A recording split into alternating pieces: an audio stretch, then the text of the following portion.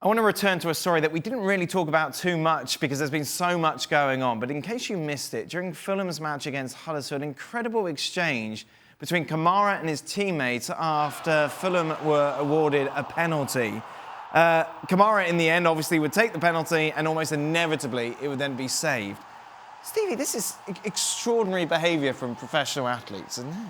Yeah, I really don't. I've never understood. You know, Mitrovic is the designated penalty taker unless the manager says he's not, unless he's injured or some other problem, then he takes the penalties. And I'm actually shocked that none of the other players were angry with him and were going up and getting the ball off them. I mean, I don't know. You talk about team players. Yeah. That's not a team player. Ranieri condemned his behaviour afterwards. Absolutely right. And so he should, Claudio Ranieri. I will add, though, Mitrovic, who did score the winner for Fulham, so kind of limited the damage of the missed penalty.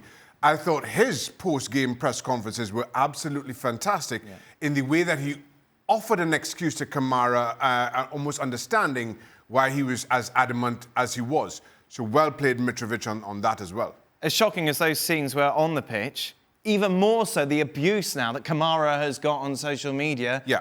And it's something we're discussing more and more on the show these days. It's racially charged abuse. And that always seems to be the go-to, especially on platforms such as Twitter and all social media, in actual fact.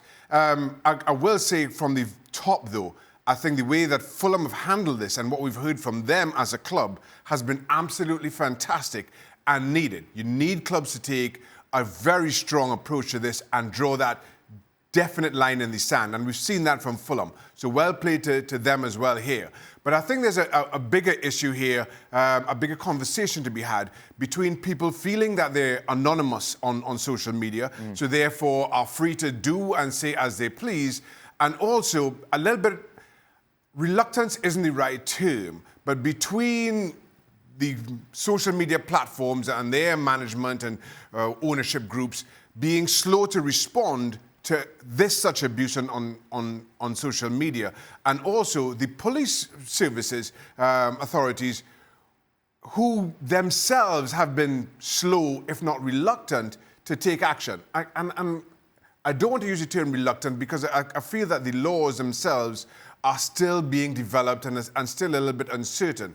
But there's a clear need for something to be done, for there to be action and retribution on people who decided to abuse people in this manner on social media. Because on the streets, it's a crime, and you will be charged.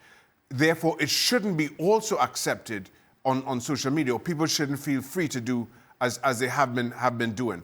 That is something, a wider conversation, as I say, we need to have, and something needs to be done. By no means am I saying is this the answer, but if you were playing, would you have a Twitter account? Would you open yourself up for these? Because as we know, there are so many idiots out there.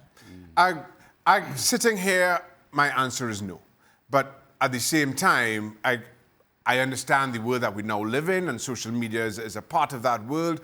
And many of these young players have only known it this way. They have grown up with the likes of Facebook and Twitter and now some of the other platforms that they have at their disposal. I look at my kids and their immersion in social media. Now, it's easy for me to say no because I grew up without it. Sure. It was never a part of my life. So it's very easy for it to not be a part of my life. But you're not, and when you were a player, you were not egotistical. Players today is actually a surprise if they're not egotistical. I mean, the fact that Kamara steals that ball to take the penalty tells you about his ego for a start, which is a reason why he's probably on social media in the first place. Yeah, but players were taking balls off each other from back in our day, Steve. You know, that's... No, I'm talking about the social media side of it. It's ego. I'm just reluctant to say no because I think it's easy for me to say I wouldn't be. Right. Because I know what, my life is or was without social media.